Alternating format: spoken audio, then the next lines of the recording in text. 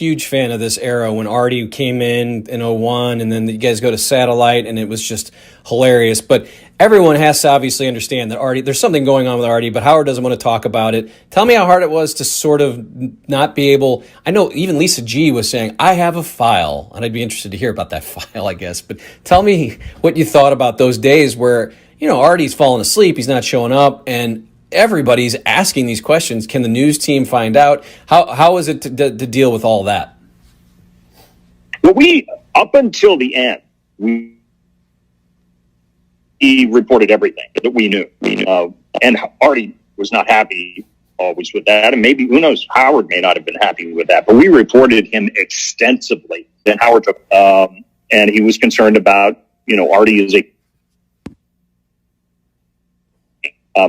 for us, Artie was a news story, and we covered it aggressively. Well, and what was it like just seeing him sort of, I have to say, deteriorate, Well, it was Artie, even in good days, really liked to control. He didn't like being covered by somebody like me because I would report what happened. I reported what I saw, and he didn't care for that. And it was not always flattering, obviously. I mean, I remember one time toward the end there where he was doing an appearance in Philadelphia, a book signing, I think. And I went over to Hoboken, I think, and there was a party bus, so we were supposed to leave, and the book signing in Philadelphia was, say, 7 o'clock or something like that, and 6 or 6:30 or something, and Artie's clowning around, and we're not actually going to the book signing. We got hundreds of people waiting for him at a bookstore in Philadelphia, and I'm just like, what is this? Is this the way you treat your fans? And I reported that. I mean, everybody now is wondering, where is he? I'm sure you probably don't have a chance to talk to him or have his number, but you are a hard-scrabble journalist. You got to find out where he is, Steve. What do you know about him? Do you know anything about him? What was the last contact you had with him? And where is he? What can we do? He showed up doing a podcast, nose all messed up, and now we don't know where he is. I have no idea. I mean, I covered the Stern Show when I was there, and now I don't cover that beat anymore. So I don't know. And Artie and I were obviously not friends. It's a national news story, though, Steve. No, I'm just kidding. There was a lot of bits on the air, him falling asleep, and they're funny. Unfortunately, now that we know back revisionist, it's not funny, but there are so many. So how do you guys tap dance around? This seems weird, but it's funny. It's good for as Howard always said, it's good for the air. So right, I mean, it had to be that. As we got to, I remember the day when we found that there was heroin. I was like, "Oh my God, are you kidding me?" And it was just it was heavy. It was emotional. It was just, everybody dealt with it their own way. But Howard and I kind of sat down and just, what do we do? We're kind of at a loss. I can't fix it. We can make decisions that affect the business, but I can't fix Artie. I can't take away the pain. I can't take away what he's going through. So it is what it is. So we saw that you did this podcast back in January, and then he kind of just went off the face of the earth in April. Was that the first time you'd kind of gotten to really, because it sounded like he really wanted to apologize to you. And then I know people are just like, where is he? What's going on? Have you had a chance to talk to him or know what he's doing? That was probably the third time that I saw him. I saw him, he was getting back on his feet. He really looked the best that I've ever seen him. He lost weight. Yeah, no, those were fun years. I don't know if you talked to Artie. I was just curious if you've heard from him or how's he doing? We don't, nobody knows. He's MIA and, who knows? He'll pop up and they'll start doing 19 different podcasts, He just said he had demons that I didn't even know about. I just thought he drank. I thought we were both drinking. You know what I mean? I did do coke back then. He used to yell at me saying, hey, you can't do that. That's bad. That's terrible, Like somebody would shake my hand and give it to me. And he's like, throw that out, And for me to find out he was doing heroin, I was shocked, truthfully, because I just thought he was drinking. And then, it was it's hard to if you can hide it that much from somebody you're with a lot, it's really weird. You guys became really pretty tight, right? And I think when you picked him up from rehab or drove him to rehab or both. Yeah, well, I mean, I got him into that rehab because I was just like, look, we're doing this, and this is it. I'll go with you, you know, because I was trying to get off Xanax and that because my doctor fucked me up on them. And, you know, I got him to agree, come down and meet the people. They wanted to take him that night, but he goes, I can't go tonight. So they worked it out. They got him, took him there. He called me, and he's like, I'm getting out. I went and picked him up. Totally back to the way he was way before this. You understand? It was like I heard it in his voice. I seen the way he was, and it was an amazing feeling to see that. And then he, you know, there's too many people out there that would do anything to hang out with him, and they would get him high. You understand? They would do it, and that's a bad thing. And that's the hardest thing. And that's why I think him disappearing right now is the best thing. Not hearing about him, not talking to him is the best thing that can happen to him right now. It's got to be good. I know you did this podcast a few years back, but I mean, do you talk to him? Have you heard from him? God, it was a while ago. No, I haven't. You know, I was with him the night that Crashing premiered on HBO. What is that? 4 years ago, whenever it was. 5, I don't even know. But he was straight, he told me. But that night, he called me and said he wanted to get high. And I thought he was I said, come on. He said, no, man, I really need something. Can you find anything? And I hadn't been looking for that stuff for many years. And I said, I don't know who to call. I'll call somebody. And it took hours, but I found somebody. So Artie met me at this restaurant with this guy. He got his stuff. We both went to his room. We had a little fun. I'm not going to lie. I was involved as well. And then I swear to God, everything in his life changed the next day. Like every bad thing happened to him from that night on. Now, I don't know what he was doing before we hung out. I tend to think he was doing plenty. But he presented to me, no, man, I'm straight, but I just can't go to San Francisco with the HBO executives. It's too much on my head. I mean, junkies say stuff like that. And I was never around Artie on a daily basis to know any better. But I'll tell you, everything that happened, the getting caught, going to jail, you know, it all started to happen from that night. And you think about a guy that's got a best-selling book on the shelves. He's got this show Crashing on HBO. He's got a podcast that was making a ton of money. And he's on stages everywhere in the country. He's making millions. And then it all goes. And I don't know where he is now. No idea. He ain't getting high. He's not in jail, or else we'd all know. So he must have made an obvious, thank God, a really big change in his life to rectify things. But no one's saying where he is. Yeah. No, that's what's crazy. No one's talking. He just did something with Nick DiPaolo, I guess, and it was very weird. It was quick. I heard that. It was quick. I heard that. But they wouldn't say where you are. It was weird. Yeah. And everybody I have on this podcast, I have to ask, like, do you have a chance? Have you talked to him? And just give us one of your favorite Artie stories. If you have any update, it'd be great if you could say, I actually talked to him yesterday. No, I haven't. Artie's been hard to get a hold of. And when Artie was going through the lowest of his lows, I reached out several times. None of his numbers work. I tried to get a hold of the guy that represents him, and I can't. I've been trying to. I'd love to have him on the air. I'd love to just not have him on the air, but talk to him as a friend and tell him I'm thinking about him and I'm proud of him.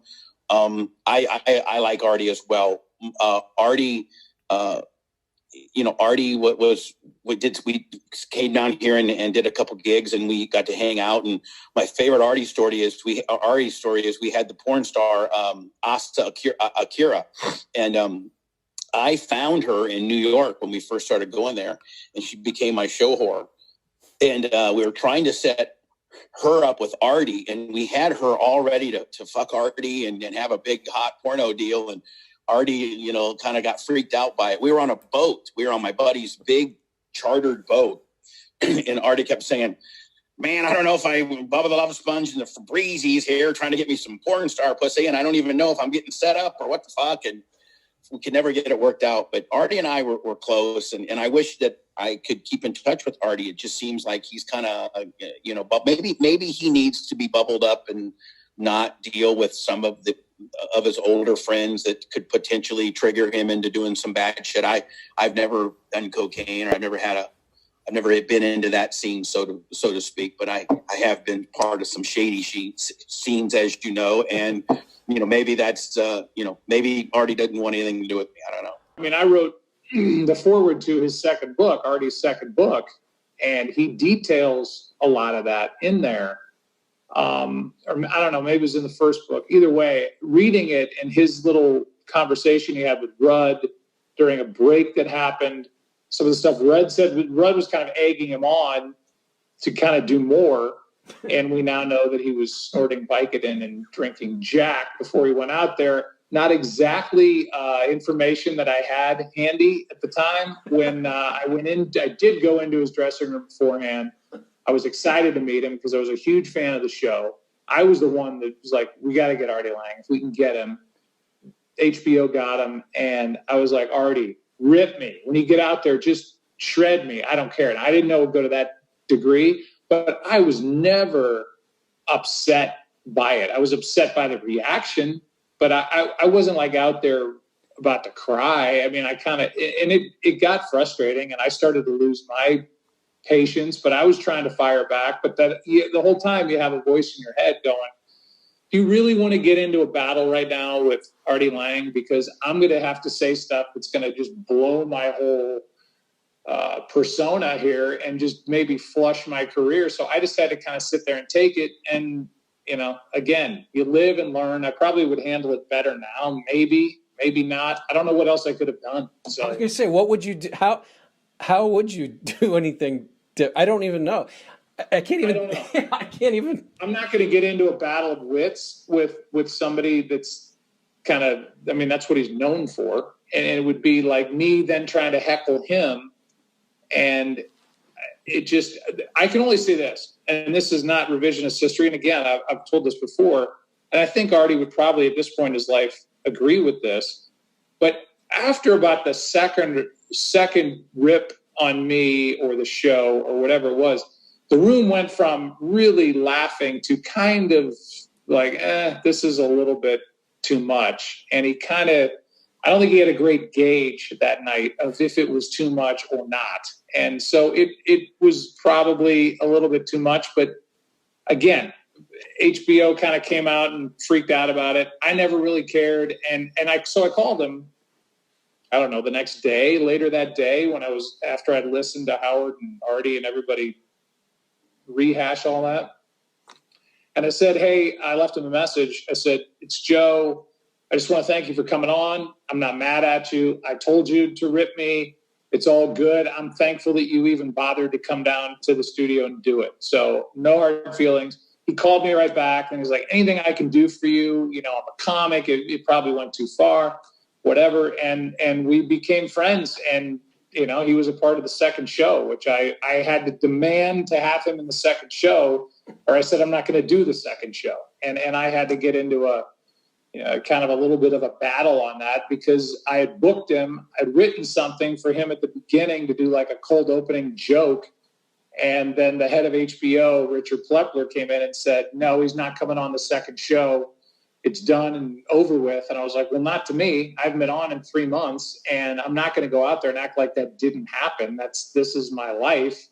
So I'm either going to be able to talk about it and laugh at myself and laugh about it, or I'm not going to do it. I already have a job, and I won that little battle. And, when that piece of tape came on and he's a part of that opening and the crowd, the studio audience, roared with laughter, I was like, I did the right thing, and it was funny, and it was well done. So that was another lesson that you learn. You have a good Artie Lange story. He did come to Bubba's wedding. It became a huge, great story for both shows, I'm assuming. And he would call in, too, every once in a while. Did you get to know Artie real well? Yeah, I did, actually. And even when I was leaving Bubba's show, he was one of the people that I talked to on the phone, and he kind of was like, Brent, you're going to be fine. You're going to be great.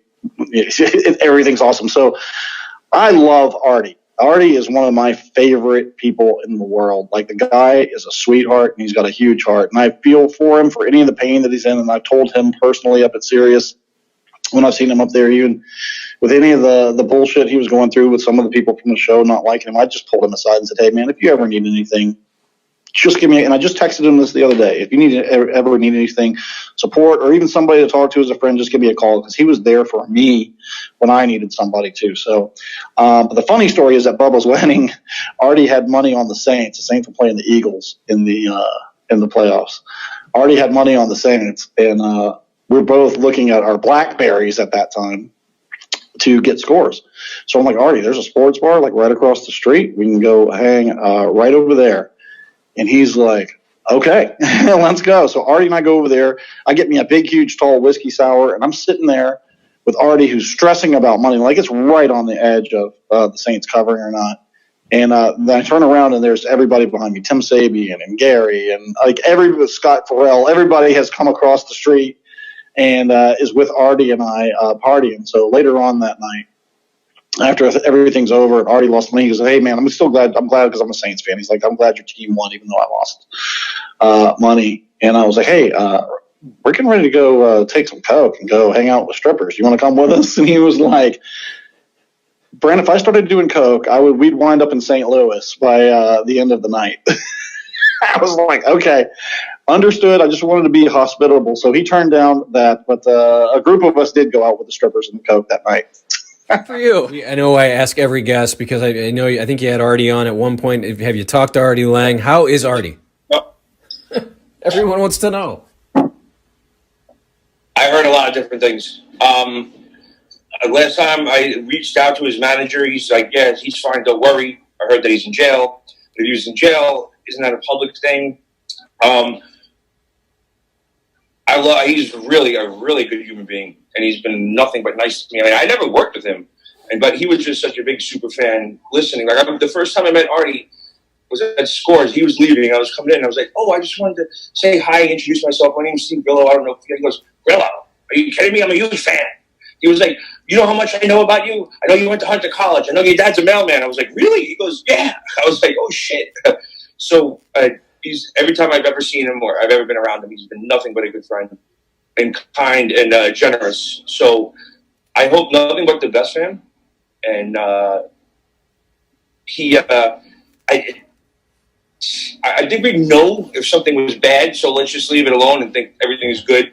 And then it's so good that he just wants to be alone. Artie, do you keep in touch? Do you have an update? People are wondering where he is, so let's ask. No, and this is the one case where I'm taking no news is good news. I recently got a note from his sister Stacy to connect on LinkedIn, which I thought was a wonderful sign that, like, okay, this is great. We had a beautiful exchange. I said, give my best to Artie. I didn't want to intrude, but I'm the pictures. He looks amazing, except for whatever physical problem with the nose. And I don't know if that's just him as a reminder to not go down that trail again, or maybe he's done something with it already, but he was a good looking guy, and then the great guy, just great, salt of the earth guy. I basically call him and Jackie the old Darren and the new Darren from Bewitched. They were both great, in their own way. Yeah.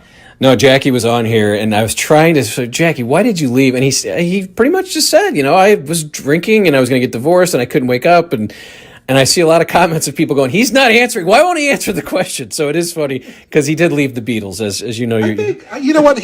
There's a documentary that's supposed to be coming out on. I know I spoke to the director on camera about it, but I think he dives into it in more depth in the documentary. But look, I think they call this bluff, and sometimes, like, when that happens, it's like, what do you do? And I think all those things added up. But he looks great. I think he's healthier now than he's ever been. Jackie, that is, and Artie too, hopefully. But it was a run. It was an amazing run. The biggest thing I want to go back to, because it was, again, you and Artie having how much fun did you guys have? Do you even remember it? And it was probably the first time we really saw Artie get out of control, and everyone just thought it was kind of alcohol. Artie was we did the one show where Artie had he drank his ass off, and he actually blacked out in the middle of the show and woke up out of his blackout. He was up, and he was hours later talking to Henry Hill in the casino.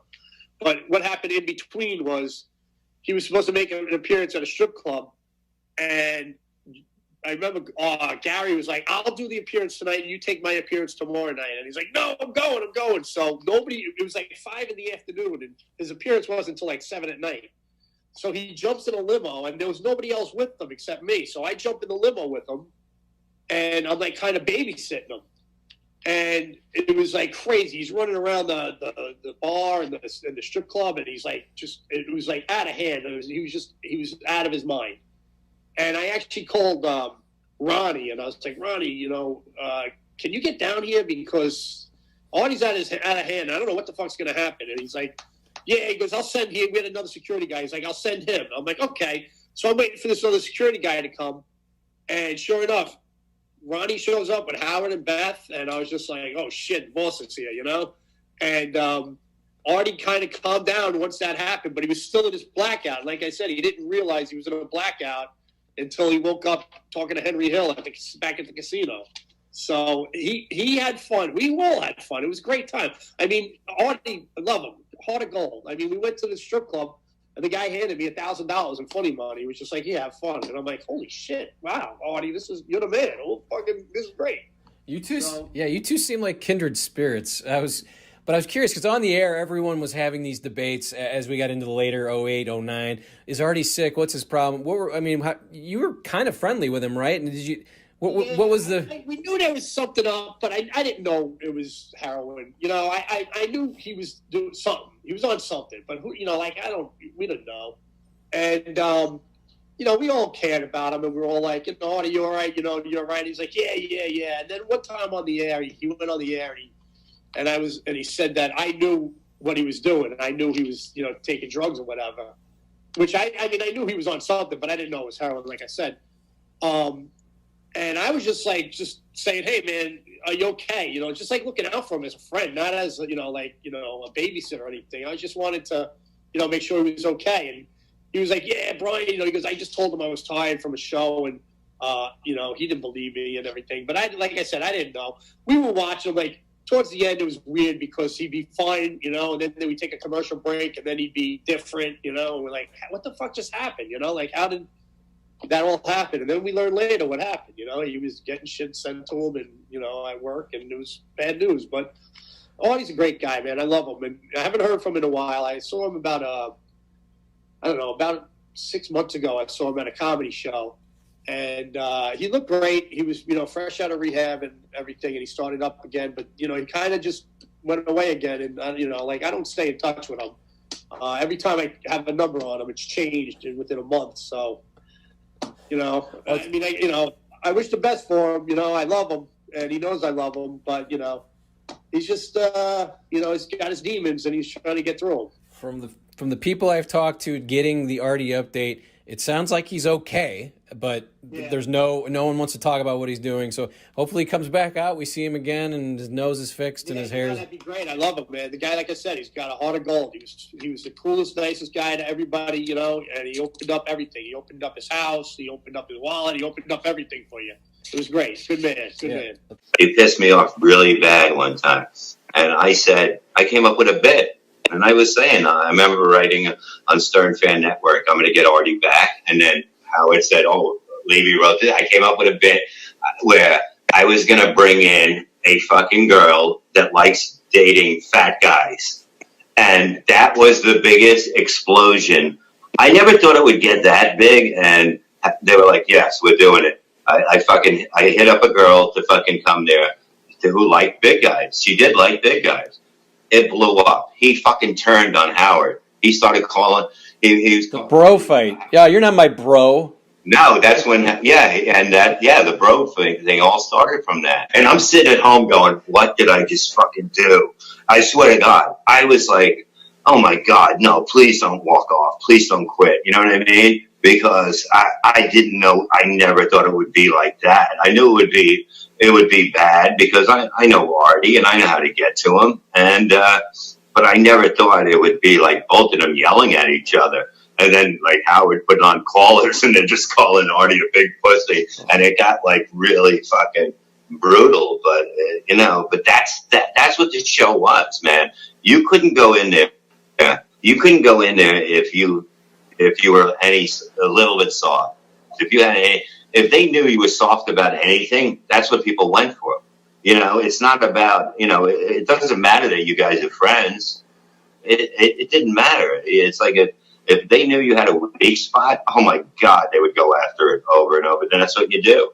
When was the last time you talked to Artie, by the way? Has it been, I know he's been off the grid, but do you remember the last time and how it went? Oh, we just texted, you know what I mean? We texted, with the same thing. You're doing good. You're doing good. Yeah, I love you. I love you.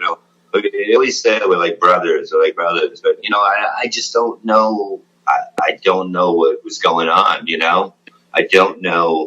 It got to the end. We were doing shows before the last time. And that's when I realized that, man, he fucked up, and I was trying anything to get him to just stop doing this because he wasn't doing comedy for the reasons that, he kind of told me. And it was just it just got to the point where it was like he was addicted so much that if he didn't do it, he couldn't function. Was this year you're talking about? Like this earlier this year? No, it was before okay. that. It was the time before the time before he got the drug court. You understand? Because he was a mess for a while, and I was like, I did everything to fucking, had him and saying shit to me like, if he wasn't on drugs, I'd probably kill him. You understand? But I tried so hard to get him to understand, and we had good times during it, but it was like, it got ugly a lot of times because that's what drugs do to you. I'm telling you, it's like, here's the biggest thing to know that you have a drug problem. When it starts affecting other people, that's when you know.